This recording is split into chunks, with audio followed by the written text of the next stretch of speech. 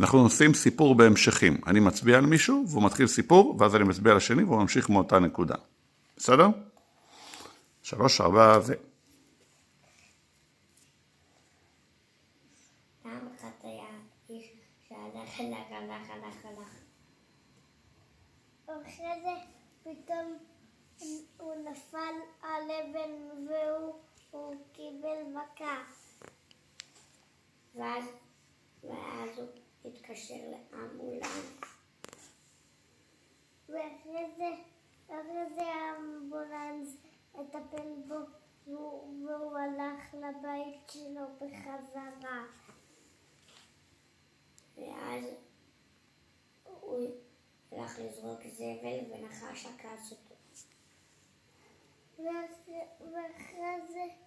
ואחרי זה הוא מת, ואחרי זה הנחש בלע אותו. למה שבניה אמר? לא, אין כזה דבר, ממשיכים את אותה נקודה.